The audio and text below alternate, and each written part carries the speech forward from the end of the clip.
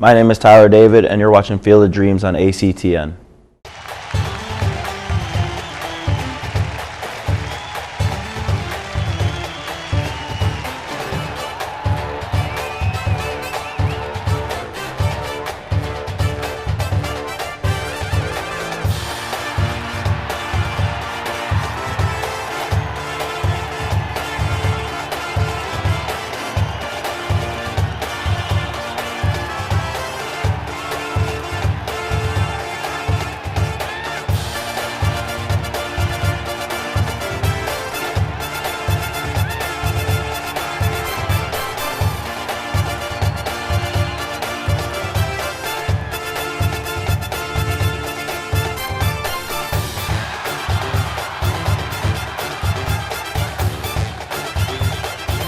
Hello, everybody. Welcome to another edition of Field of Dreams on ACTN.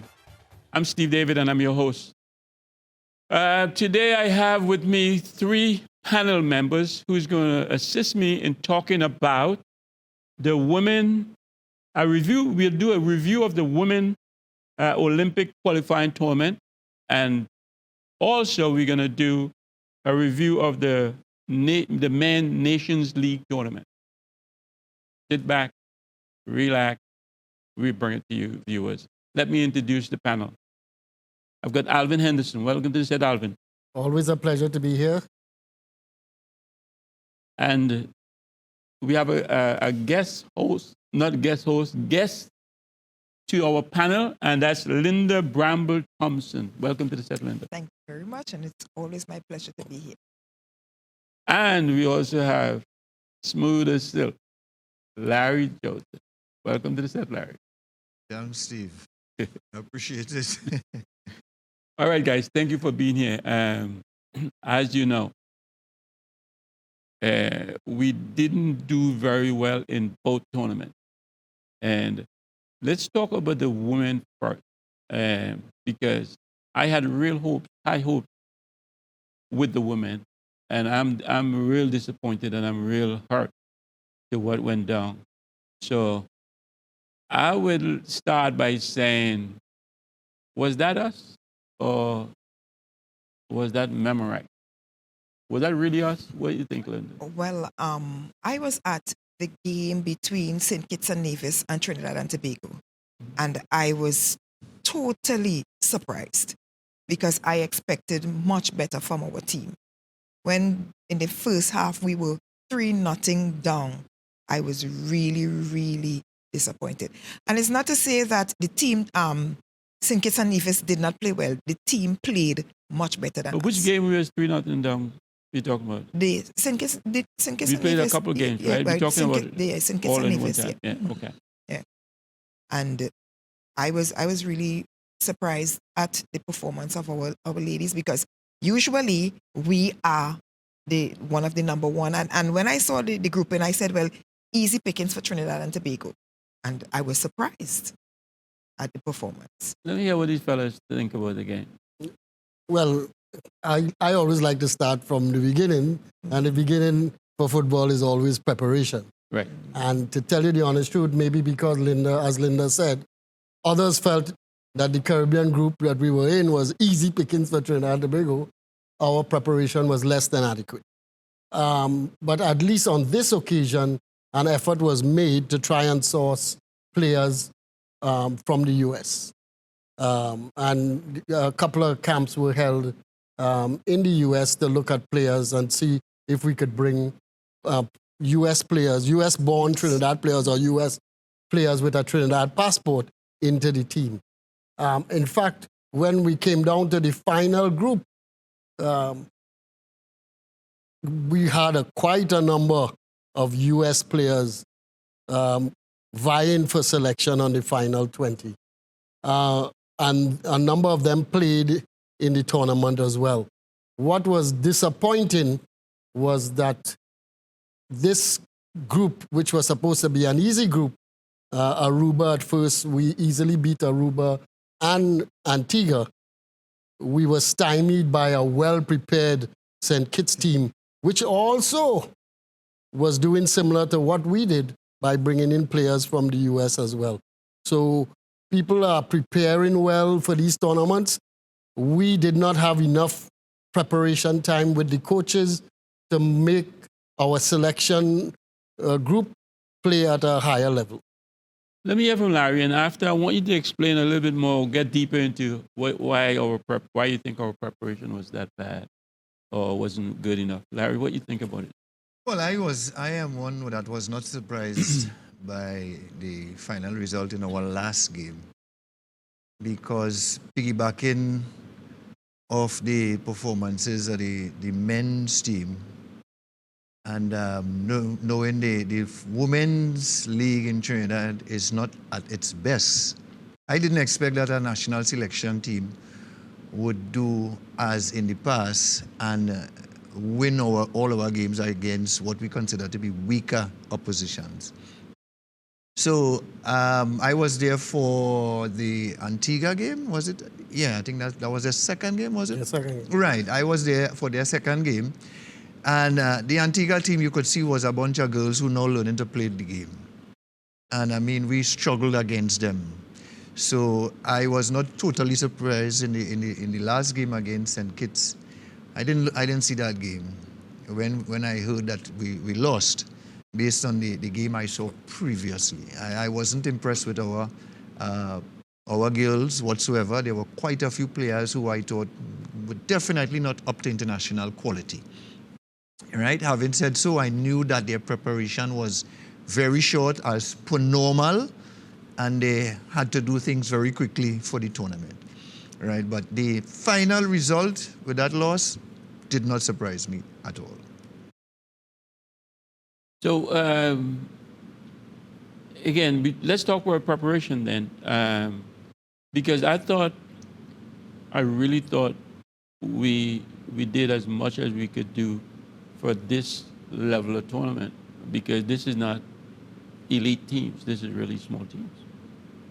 So I hear you say, Alvin, our preparation wasn't that great. No, because Why you feel that? if you're going to bring new people together to play football, and especially international football, you can't have them together for only a couple of weeks. That is no longer adequate at the international game. And if you let's look at who the best team in the world and how they prepare, how the U.S. prepares for a tournament. Their girls are together 2 years before. 2 years, sometimes longer than that, preparing for a tournament. And we have to be able to do that if we are prepared. Yeah, and this is one of the things that I am kind of disappointed about also, because of the fact that they knew about this tournament way in advance. Why just 3 weeks? And it's always like that. It's always a rush to get the players together for a tournament. And I think that is one of the things that we need to look at with our preparation. We need to at least start building. We need to have some sort of developmental program where we have a pool that we can, choose from, and we build from the lower division, come straight up. So when these tournaments come up, we don't have to be fishing for players. I'm glad we have you in this panel, because now I want to ask you that question. Why are you part of this group that get together and talk about how we prepare or how we're going to move forward? No, I'm not. Okay. No, I'm on the refereeing side. So you're free now to blast them and say whatever you have to say. What do you think? Well, I don't know who exactly the group of persons are, right, but I'm not sure if we have a lot of women involved in that selection, because you know that men that's right.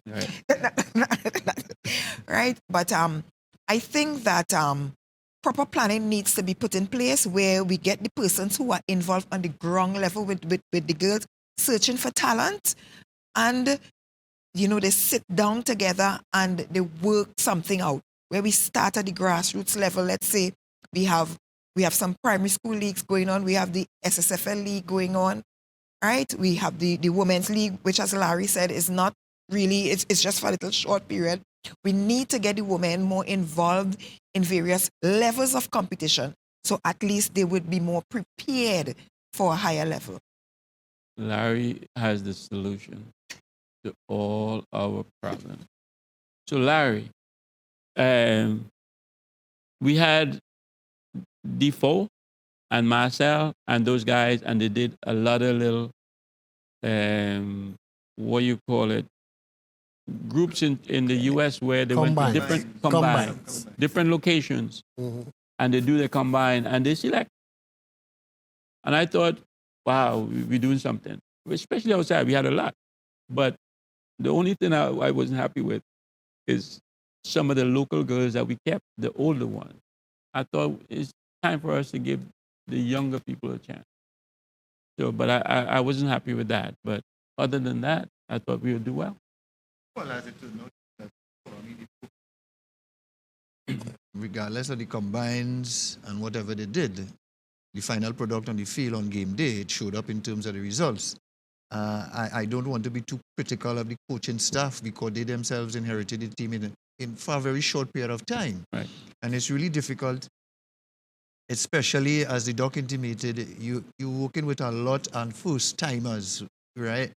And going into a tournament, I think the association assumed, as all of us did, that the group we were in, the shortcomings that we would have had, we had hoped would still be, we would have been good enough to at least qualify from the group, buy us some time to do a better preparation for the next level of competition. But all of us were rudely awakened to the fact that, listen, while we scampering all over the place to do combines, it have other smaller countries that are preparing. And, I think the women's game in some ways mimics the position of the men's team in our country also. While our pro league and other leagues and the administration fighting and tussling for power and the men's game is in a mess, we almost have the same thing on the women's side of things. We must remember also that the association really has not treated the women's game with quite a lot of respect in recent history. So to expect that the women would just come in a short space of time and eliminate some of those wrongdoing by winning games on the field and plastering over some of the administrative weaknesses, maybe in some ways it's poetic justice that we got the result we got. So we could finally face up to the situation that we have with the women's side of the game. I mean, we've sat in this panel, and the doc is the one who have always trumpeted, and you yourself, Steve, that you all believe that in between the two teams, we feel that a women's team may qualify for a World Cup before the men's team. Obviously, at the rate we go in, that is not going to happen. No, I must say that the coach who's there, Defoe, I don't know him. I've never met him. I think he functions in the U.S. Yes. He's out of Texas. Yes, I know. He has been saying all along, and even after the loss, he's saying this is a work in progress. This is a long-term plan and a change of, of personnel over quite a long period of time. So he is perhaps himself looking further down the line. This was Olympic qualifying. So he is perhaps looking ahead to the next World Cup preparation, where he would go and look again in the U.S. for more players, because there are more there who are available to play for Trinidad and Tobago. There are also more in the UK. I was there recently in the summer, and people said, we are not looking across here for Trinidad and Tobago players. There are people with Trinidad and Tobago passports who are playing in the UK, and they're doing quite well. So he'll look for more players there. He will have more time to get his ideas across in coaching, etc. And there'll be more time for the team to bond. So there is time to prepare this team for World Cup qualifying. Recent World Cup was only this year. So we have a long span to qualify. But whether we will have the program, as Linda says, and the money is another thing. One of the things that I want to put a plug in here. Yes, we are looking for players for the next World Cup, but we have other tournaments coming up, lower division tournaments. What are we doing in preparation for that? Because that is where you build your base. You start from the bottom and you come up. So you have your players there at that level, they're working together, they're gelling together, and then those players continue to move on so that when they reach at a higher level, they are able to perform much better with each other instead of just a pickup and we trying to get the players to gel. We don't have the factory though. We don't have the under 13, the under 15, the under That's 17 right. That's coming through. through the system. We need the factory. That's right.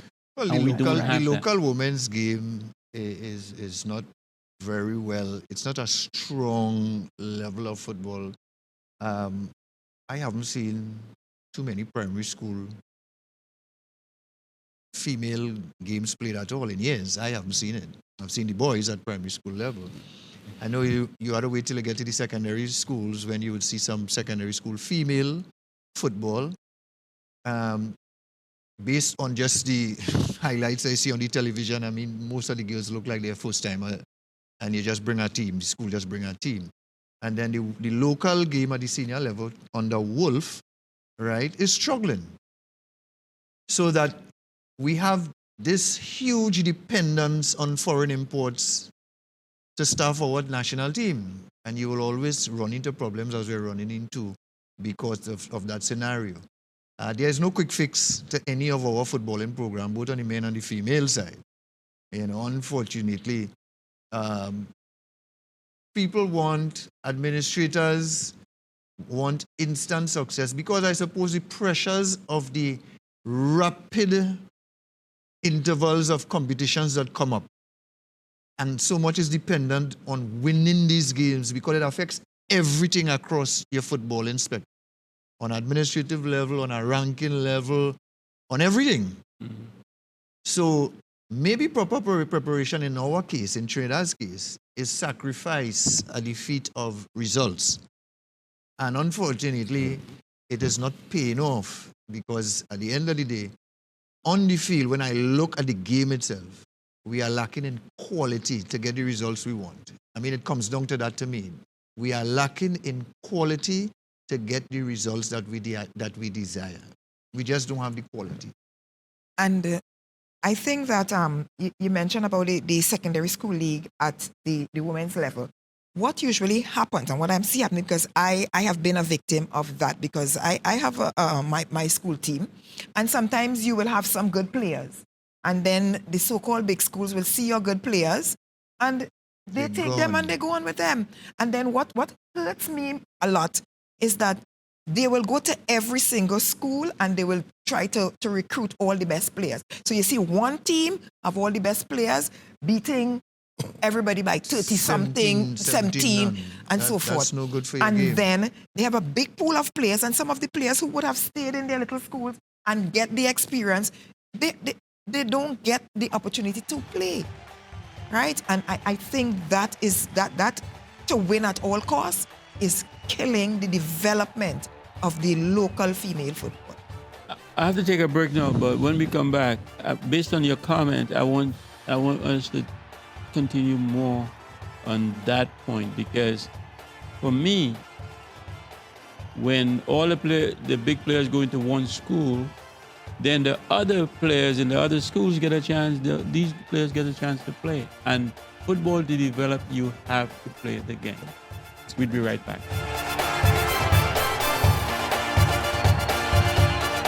Long term, there's no question that we don't have enough girls and women playing football. We need to go down back to the grassroots level and develop programs at grassroots level, at under 15 level, so that we have more girls playing the game, more of them. I just saw you playing out there, and you look real good. Who are you? Well, you know, I'm Yulia Kisa. I'm the best footballer point of the Oh, really? You know any of the older players who play here? In Point? Well, I know Warren Archibald, Leroy Dillion. Stop. You know me?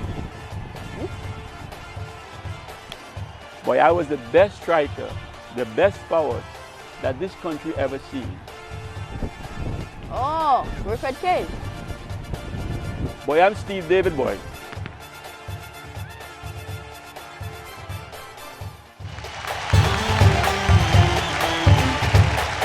Okay, welcome back. Linda, you made a point about everybody going to one school and the rest getting beat up, but that's going to be for a time. I think that's a good thing sometime, because normally kids who wouldn't get a chance to play, they get a chance to play in other schools.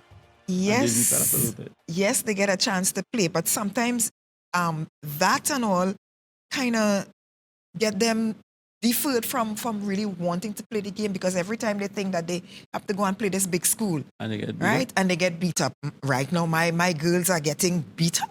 There's only one big school, but No, I don't have, the thing about it, I don't have a big school team, but I am trying to develop my players, and every time I develop my players and I have a few good players, and the big schools see my players and they go with them.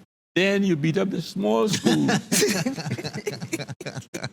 what I'm saying. Right, and that is what I'm trying to do. I'm really trying to build the girls' confidence. So, at least, I give more persons opportunities to play. Right. But what I'm saying is, I think that some of the things that we need to change is that where everybody go to one school and you don't have that, division of the talent, so that, everybody can feel good. You can have that development of players, because, the younger ones will feed on the experiences of the older players, right? And if you don't have that experience in the team and everybody is novel, they are new, then you wouldn't get that type of passion and that drive and love for the game.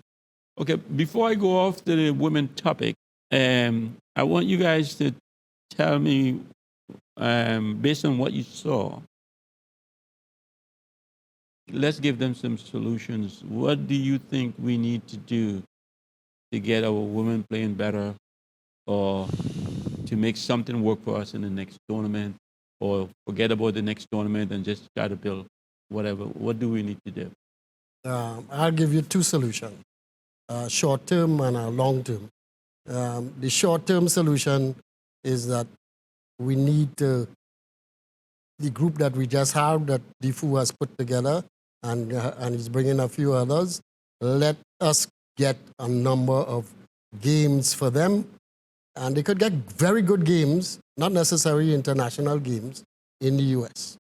They could get many games against good girls' teams or women's teams in the U.S. Right. Let them get a series of games in the U.S. for those players. And that is a short-term solution to help improve the ability and the togetherness of the Trinidad team that is playing right now.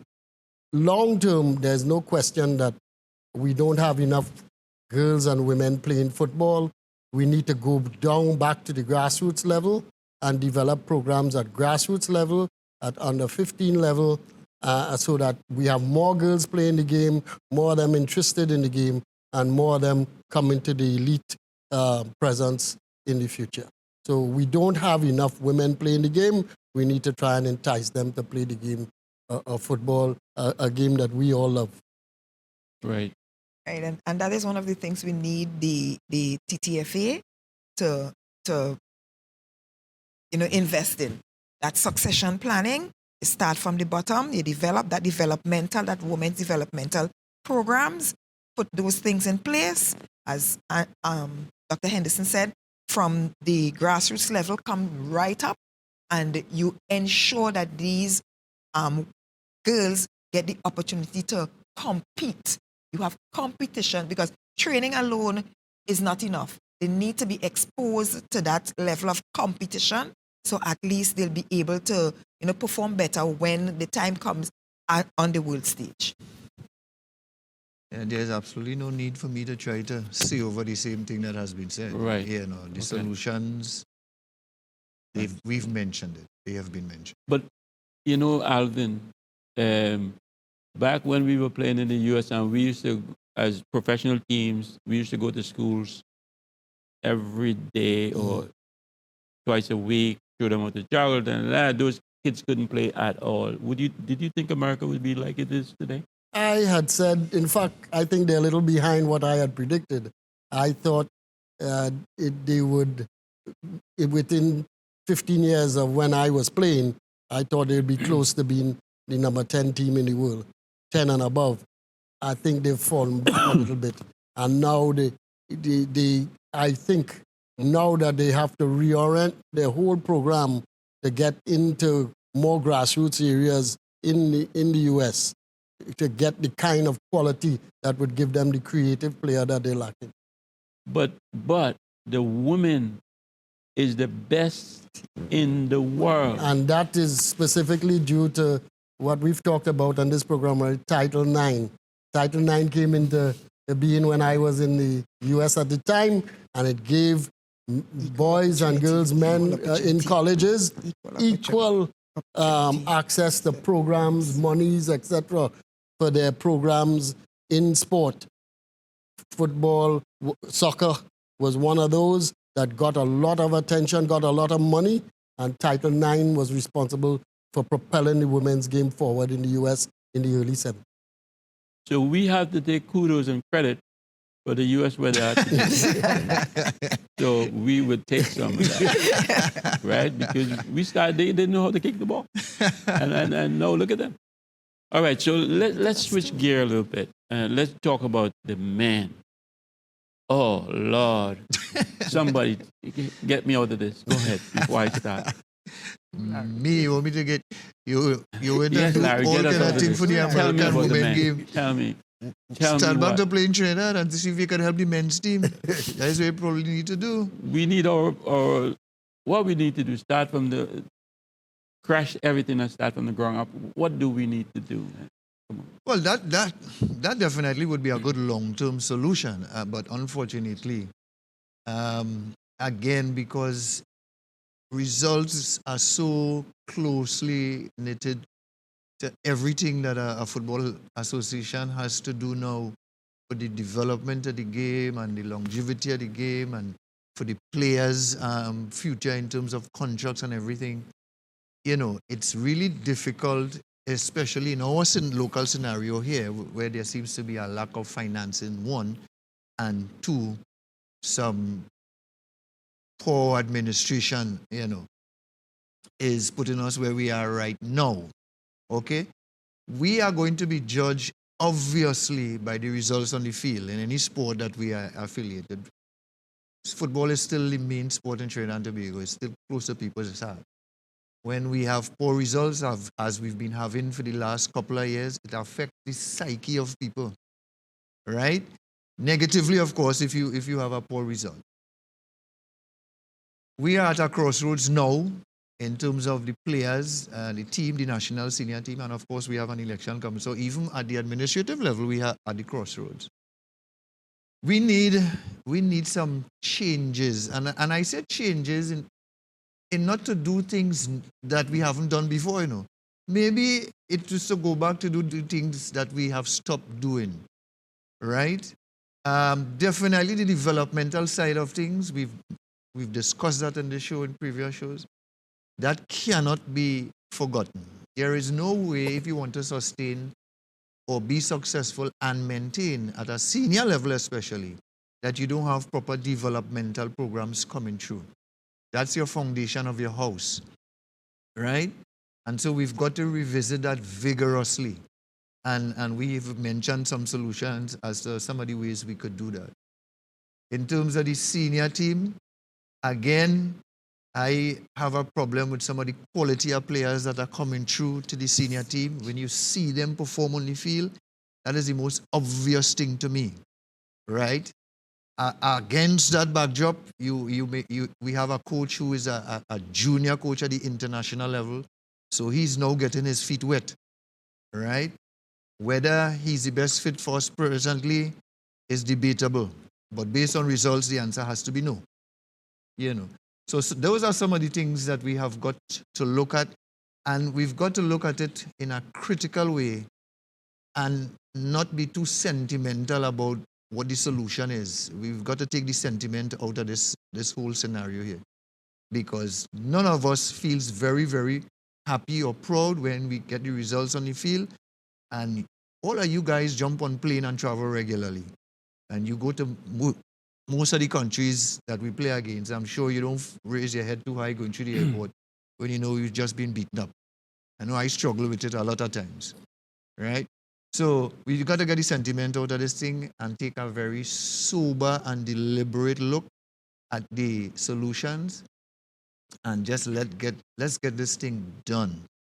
It's too long that we are in the doldrums because of one, personalities, and because of two, no proper developmental program. I believe we have a wealth of talent in Trinidad and Tobago. And I am not sure if at the selection level of national selection level, if the best quality of players are being selected. I don't know what is and there are always politics involved. I don't know what is the level of politics involved, but I think that we are not getting the best talent on those national teams. And we have a wide variety, and we have programs in place where we can see that talent on display. So I don't know what is the problem, but I think that selection is an issue. Alvin will give us all this. I recently proposed that at the forum that the TNTFA will have, specifically about selection. Because I span many eras, I also feel that there's quite a bias with selection when you leave it down to an individual coach or individual technical team, especially as we do not have a good scouting program. Right. So I feel there should be back to the old days, and you know those days where there is a selection panel or a selection board that is selecting the group of players that he hands to the coach. Right. So he gives the coach 25 players, and he says, you choose your starting 11 from that. And specifically at junior level, I think that is extremely important, because a number of the times we don't scout well enough. We see the player in front of us. And like West Indies cricket, if you're in Barbados and you only seen Bajan players, you got one Bajan players on the West Indies team. Mm-hmm. Similar in Trinidad, everybody say, oh, Bravo is the best. He's making duck all the time, but he's the best. The same thing happens in football. You're seeing the same player all the time, and you're not seeing the opposition's player who's playing well.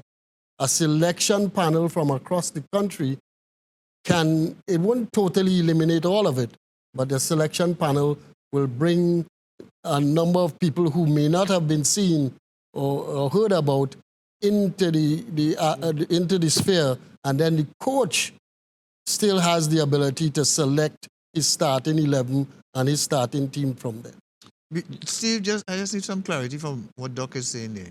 So is the coach part of any selection for his team at all?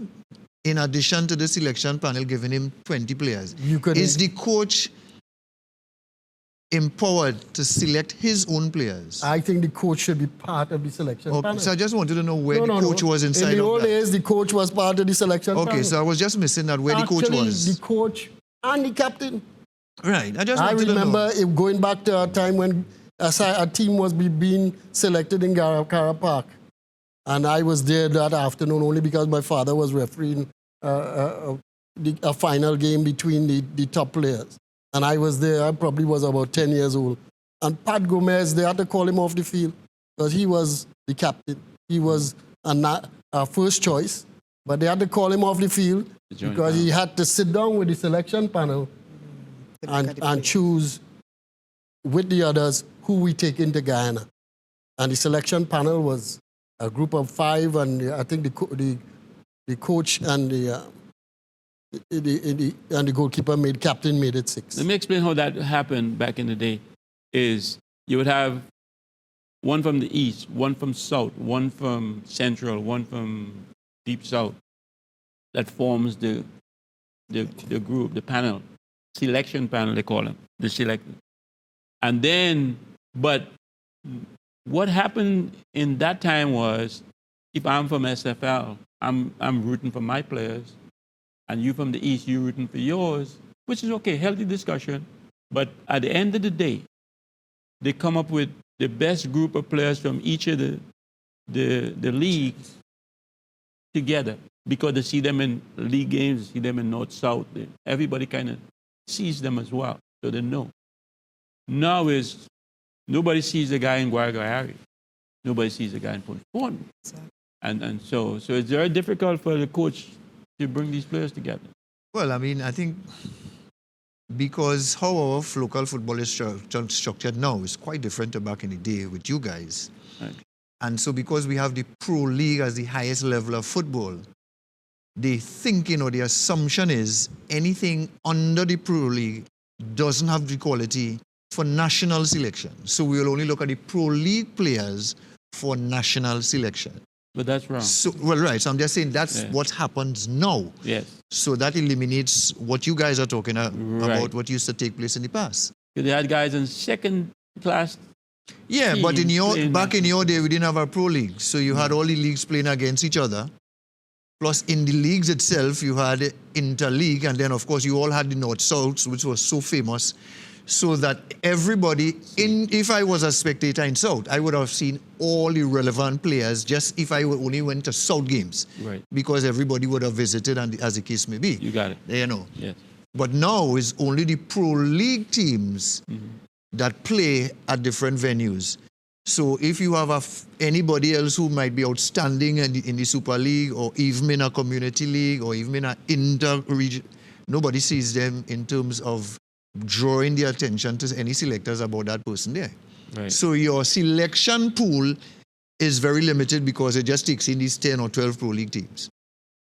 Larry, where this selection panel is most important is less so at the senior level, and it's important there too, but it's more important, in my opinion, at the junior level.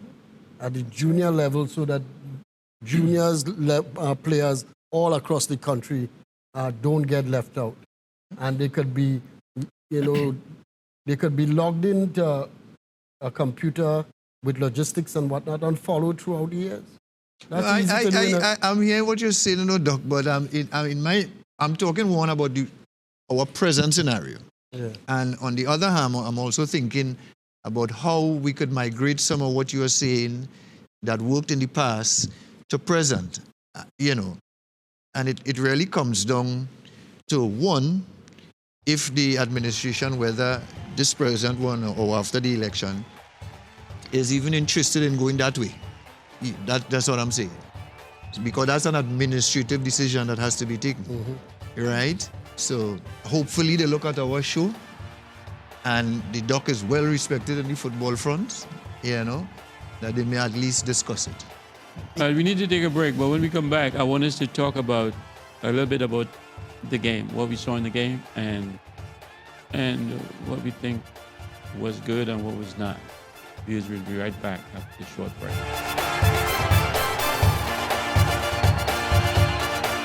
Internal rumblings of our teams, as you know, sometimes. But barring that, if it's purely for footballing reasons, I believe Marcus, once available, is our number one forward. And he's that on merit. He can hold up the ball very well. He has a... We, from those encounters together, and this was a North-South game to open the season. So the team might be playing well, as we always say with Trinidad and Tobago.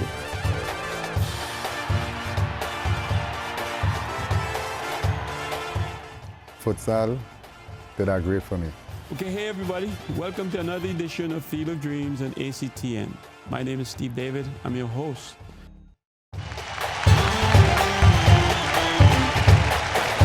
Okay, welcome back, viewers.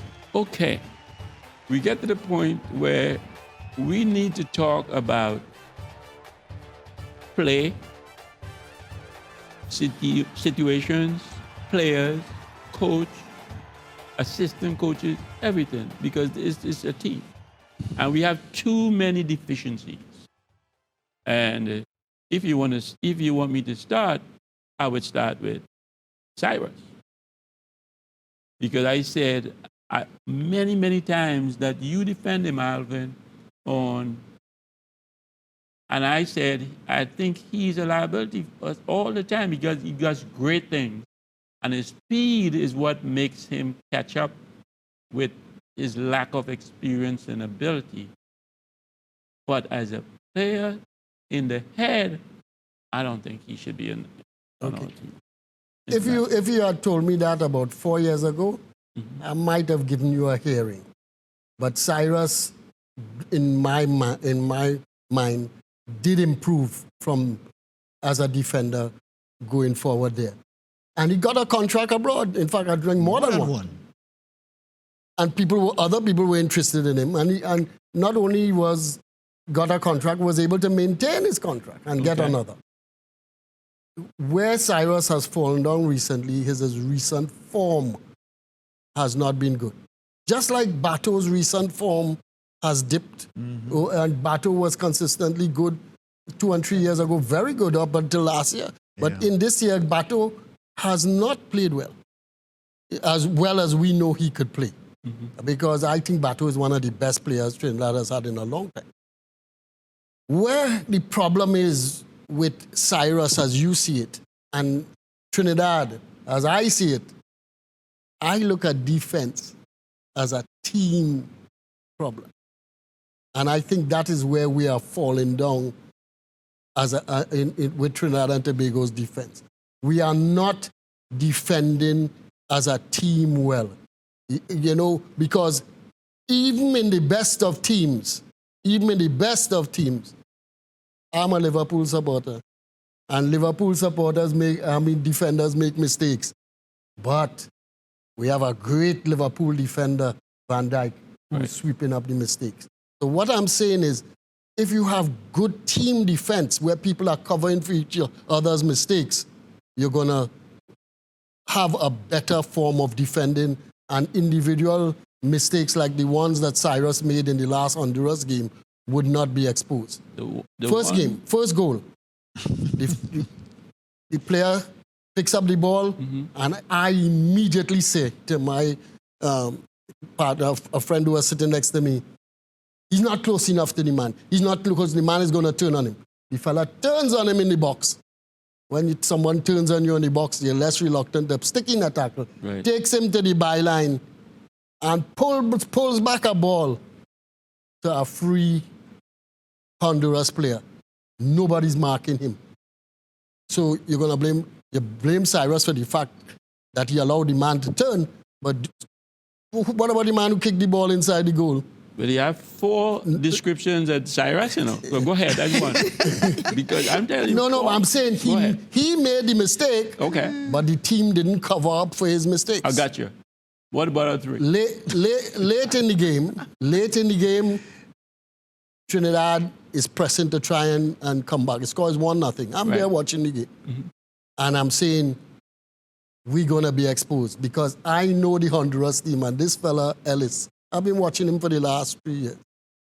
Fella is a top-class forward. He's quick. And as Ellis picked up the ball, even Cyrus with his speed, I realized Cyrus is in trouble. So Cyrus starts the back, allows him to go on the wrong side of him. He cuts inside. All right, he cuts inside. They're still outside the box. And he's allowed to play a ball over to another player, not well marked, who kicks the ball inside the net. So you're going to blame Cyrus for everything? That is one of Cyrus' downfalls. He always back. Sometimes Cyrus back behind the goalkeeper, and the goalkeeper's in front here, and Cyrus is behind the goalkeeper. That is my problem. Technically, he is not strong. That is my problem. Steve, team defense. He's backing. If he has a good defender behind him who knows what's happening, tackle him, put on some pressure on him. But team defense, we're not seeing that. All right, let's get over Cyrus. I want to ask something here, Alvin. Would you say that players like Cyrus and Bato may have reached their peak performance? Have passed that? Yeah, no, I think they are at their peak. But when I look behind to see who else I would put there, that's what worries me. Because I have some others who possibly could fill in there, like Mitchell and Gonzalez, but they are, to me, a step lower. They are a little step lower. And the young ones are not quite there yet. We tried. He tried them in the Gold Cup because he didn't have Bato and he didn't have some of his players in the Gold Cup. And fellas failed.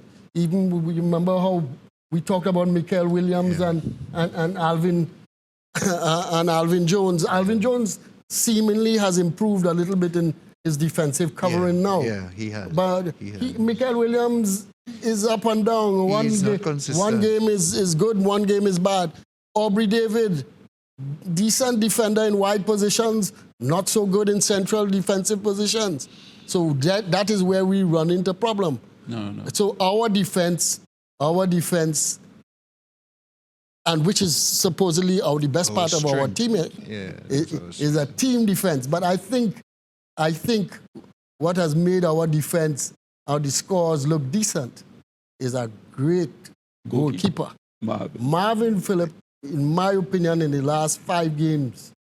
Every game he's the best player. Last 5 games has been outstanding. And I saw him against Mexico. Against Mexico, I thought, boy, this fella is really you have outstanding. to, otherwise we get crowned. But you know, let me tell you something. All right, let's talk. Let me tell you something. So the defending is not good. Yes. What about our attack? Horrible as well. Okay. But what we're doing wrong is, and I'm going to say it again, coach and coaches and things. When you have a player, a young player, that's coming, you got to let him come, because I am saying that based on my experience.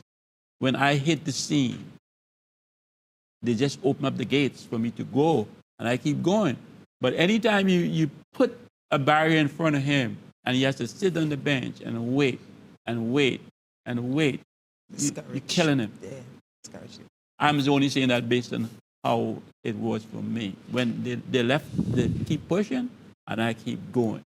Now, we have Judah Garcia. We have a lot of good young players.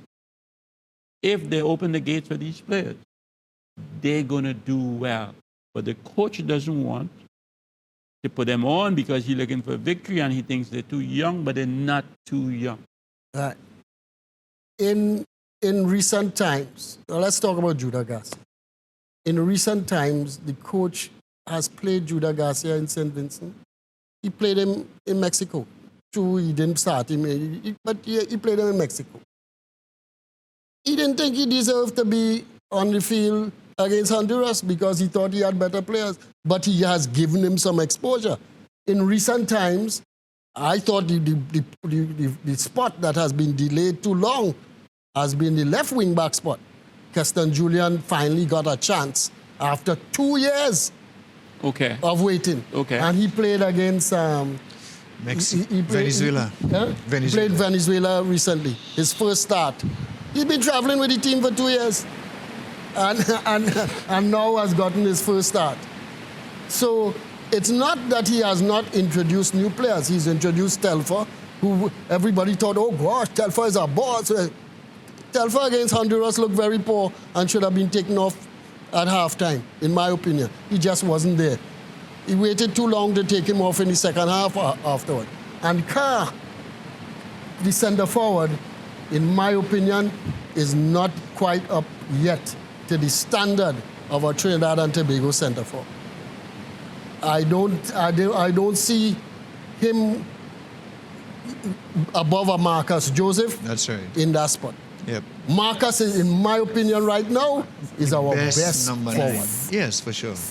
And Carr, who got 3 starts recently, is a lucky fella.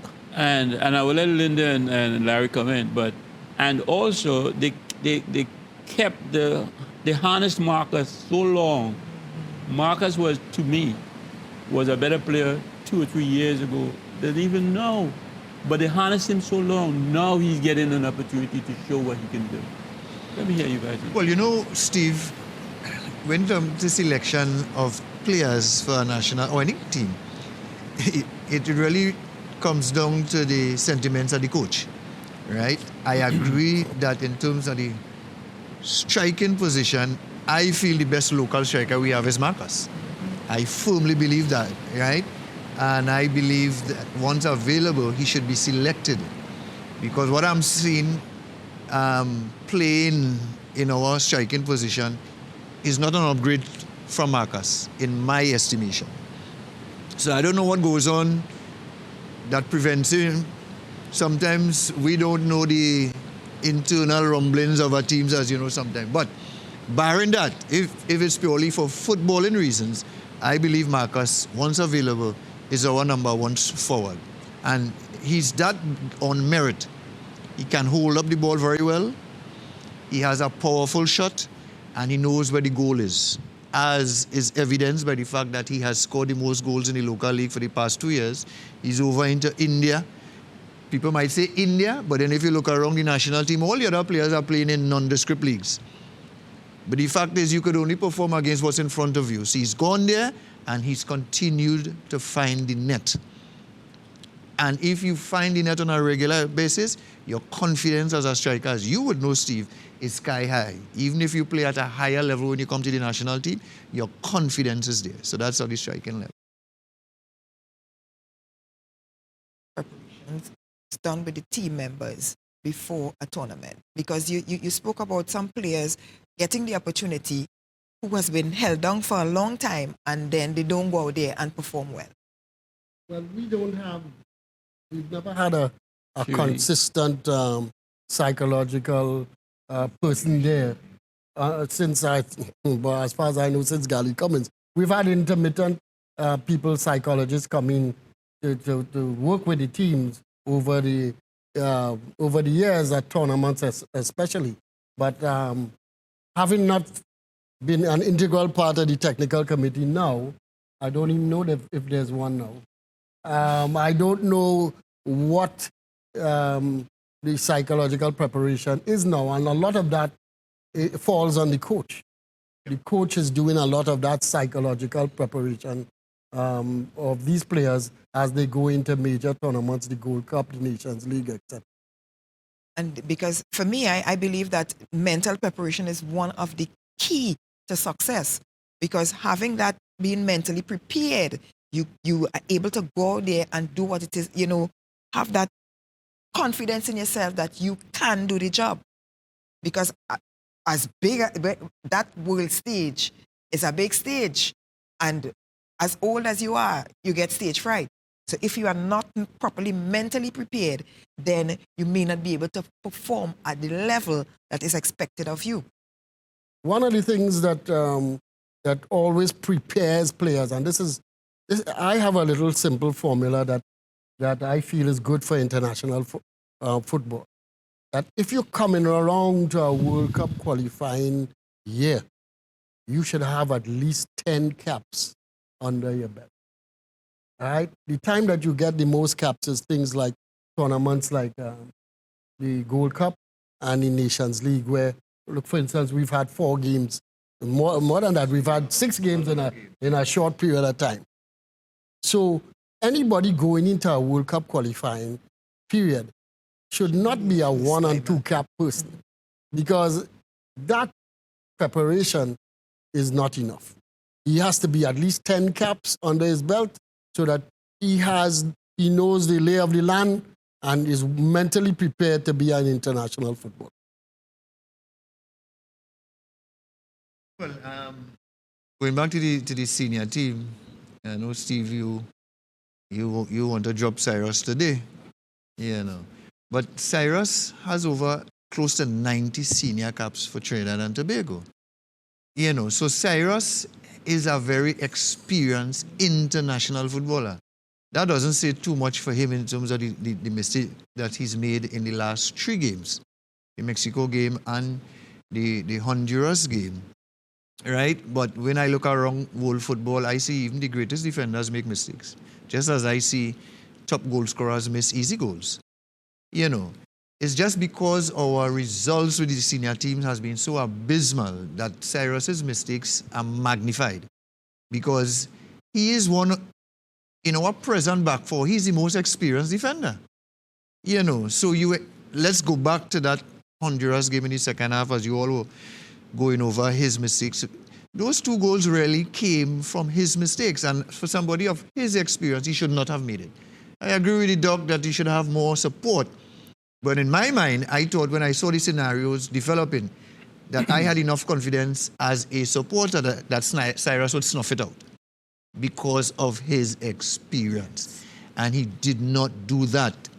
And because of that, I don't know if some of his fellow players thought, well, no, Cyrus is on the job, he's going to get it done, I don't need to do my work. We know what came out of that scenario. But there isn't much upgrade to Cyrus as far as I see. You know, there are some really good, we have about 8 good defenders in terms of a pool. But if you, as a coach, you're going to put your starting 11, Cyrus has to be a part of your starting defenders. Not just because of his experience, but because of his ability. He is a liability in some scenarios. You can't get away from that. You had to kind of take the good with the bad with Cyrus, as the case may be. Over a period of time, there's been more good than bad. It's just in recent history, unfortunately, he has cost us some games. But I can't say he has cost us, because in other games where he has played with other people, we've still lost. So the poor results is not down to Cyrus alone. Obviously not. All right?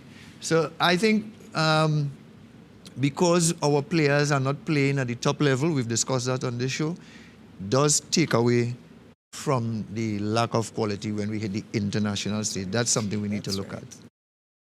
Okay, before we go, I want to tell the coach, stop making excuses, Lawrence. You knew what you was going to get. We are a nation of, we're critical. So don't. And when people come to your press conference, don't be mad at them for asking questions that the public wants to hear. Just deal with it. And also, my president as well, I used to like how he used to handle the public with a lot of smiles, but now, very, very mad and arrogant about it. So, guys, settle down and let it be.